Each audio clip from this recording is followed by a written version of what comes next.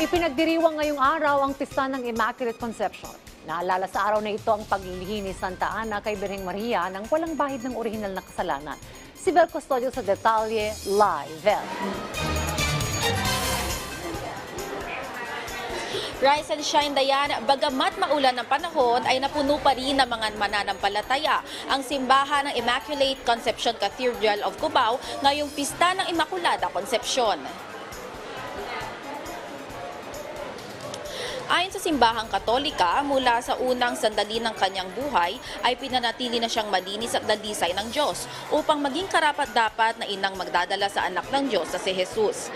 Ipinagdiriwang ngayon ang pista ng Immaculada Concepcion bilang alaala sa pagdadalaang tao ni Santa Ana kay Birheng Maria na walang tao na si Santa Ana ay walang bahid na orihinal na kasalanan. Ang pagdiriwang na ito ay pagkilala sa espesyal na papel ni Maria sa planong pangkaligtasan at pagtatanghal ng kanyang pagsunod at pananampalataya. Dito sa Pilipinas, idineklara ang December 8 bilang Special Non-Working Holiday, patunay na malalim ang debosyon ng mga Pilipino sa ina ni Jesus.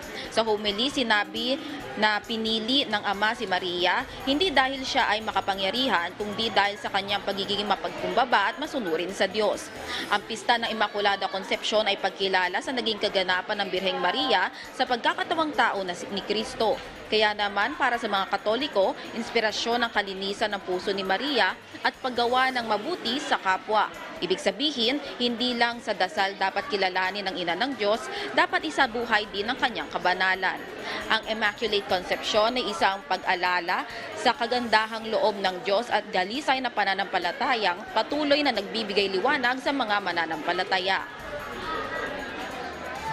Dayan, ngayon ipinagdiriwang din ang 75th anniversary ng Immaculate Conception Cathedral of Cubao. Kaya naman kanina isang grupo ng mga kabataan ang nagsagawa ng banda bilang parte ng selebrasyon. Mamayang alas 3 ng hapon naman ay ipagdiriwang ang Fiesta Mass na susundan naman ng prosesyon. Balik sa iyo, Dayan. Maraming salamat, Bel Custodio.